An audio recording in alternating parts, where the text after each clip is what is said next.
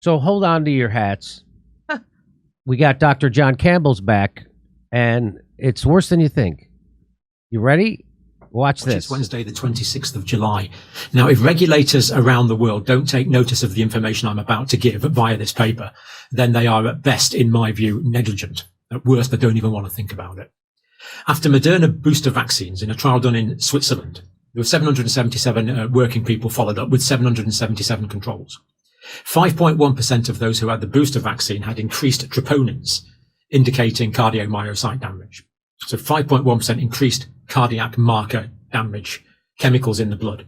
2.8% of the 777, that is 1 in 35, had vaccine-associated myocardial injury.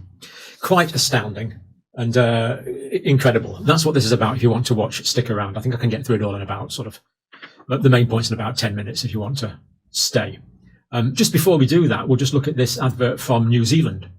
Now, the advertisers in New Zealand say here, we all need to do our part, so vaccinate, stay up to date, and be an everyday hero. And they have pictures of these comic people here, and that's sponsored by Pfizer BioNTech. Now, the idea that there's all these comic people here, I think it's Marvel Comics, doesn't really grab me, so I can only assume it's aimed at an audience, shall we say, younger than me. Some of you might consider that is quite outrageous and utterly unethical. I would be one of those people. I think most people would think that's outrageous and unethical. They're marketing, it looks like they're marketing vaccines to kids. Anyway, let's get down to the business of today, because this is really quite an impressive study by cardiologists and scientists in Switzerland. Myocardial injury after COVID-19 vaccine. This is the Moderna mRNA-1273 booster. So the spoiler alert, he already told you, 1 in 35 had signs of myocarditis. 1 in 35. So that now he's just going to go through the numbers for you. Department of Cardiology and Cardiovascular Research, Institute of Basel in Switzerland, of course. Now, this is published in the European Journal of Heart Failure. It's an open access journal of the Heart Failure Association of the European Society of Cardiology, so top flight stuff. This paper is accepted. It is peer reviewed. It's not yet published. We've got a preprint, not a preprint, a pre-release copy, because it's not a preprint because it is peer reviewed, and a fully accepted paper in an international peer reviewed reputable journal. It's a prospective active surveillance study. So they went forward, collected the data as they went on, and it's active surveillance. They were actually looking for things. In the past, what we've had is retrospective passive surveillance. So it's been passive in the past. People have only collected data as patients have come forward to complain about it. And it's been retrospective, looking back. This is a much better quality study all round, and has produced really quite worrying results, really. And this study was industry independent. It had nothing to do with the people that are making the money. Nothing to do with the people that are making the money. This study was not carried out by the people that are making the money. Independent. Instigated by the investigators themselves. So the aim, they want to look at the incidence of potential mechanism of oligosymptomatic. So oligo means few, oligosymptomatic. So oligosymptomatic myocardial injury is myocardial injury which has sometimes no symptoms or sometimes minimal symptoms. It's oligosymptomatic. But that doesn't mean to say there can't be quite severe consequences. In fact, just before we go on, I think I'll just tell you something about the potential severe consequences. Read from the book. He's going to read from the book. The textbook of medicine that's been used for generations now. Textbook of medicine. I just want to read something from this. Here's what it says about myocarditis. In most patients, this is talking about myocarditis. In most patients, the disease is self-limiting and the immediate prognosis is excellent. However, death may occur due to ventricular arrhythmia or rapid progressive heart failure. Myocarditis has been reported as a cause of sudden and unexpected death in young athletes. It's in the book. We could go on and read about longer term complications, not my words, directly from David's Principles and Practice of Medicine.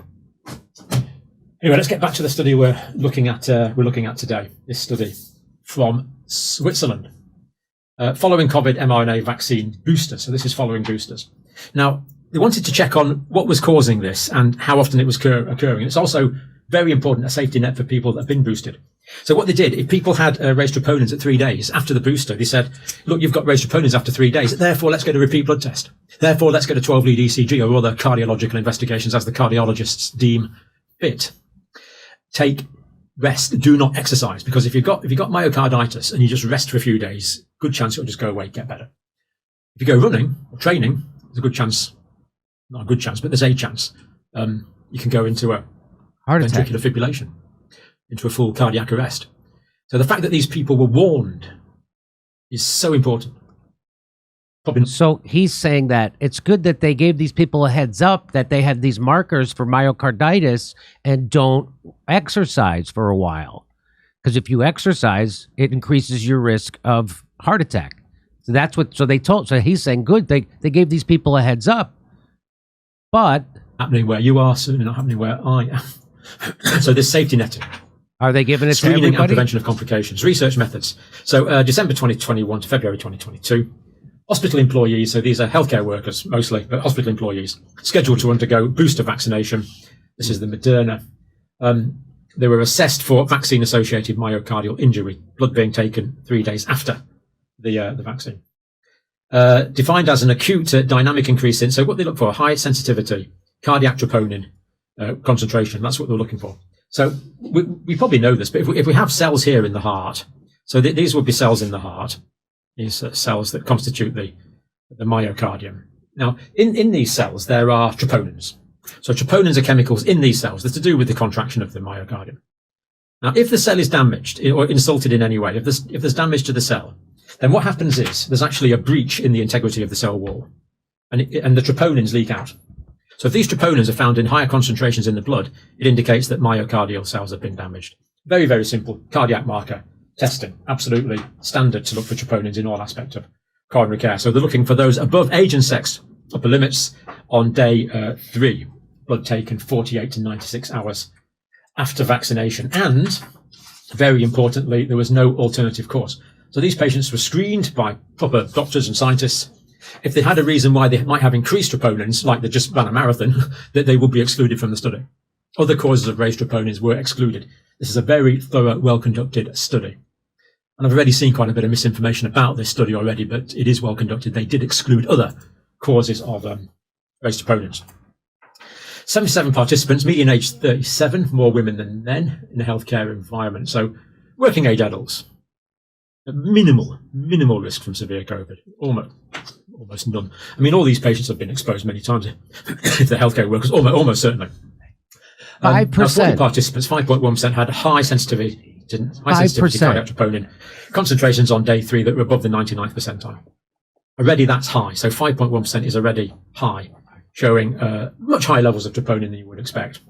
So he gave you the summary. You got the summary. You see what's happening. Every day there's another study like this.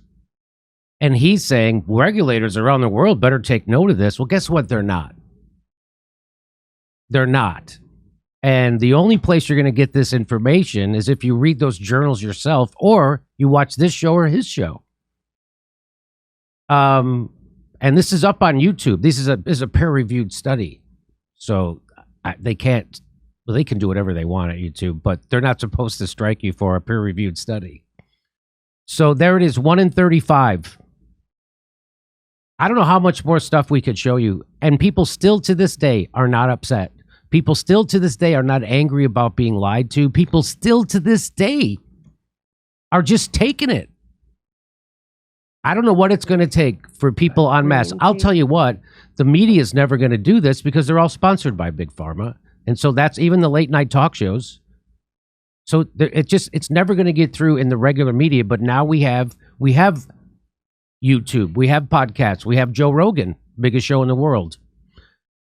It would be nice. I'll send this to him. Maybe he'll want to cover this. Maybe he won't. I don't know. But I'm going to send it to him. This is amazing. 1 in 35. Come see our live shows. We're going to be in Chicago, Rosemont, Las Vegas, Salt Lake City, New York City, Pottstown, Pennsylvania, Stamford, Toronto, Toledo, Detroit, St. Louis, and more. Go to jimmydore.com for a link for those tickets.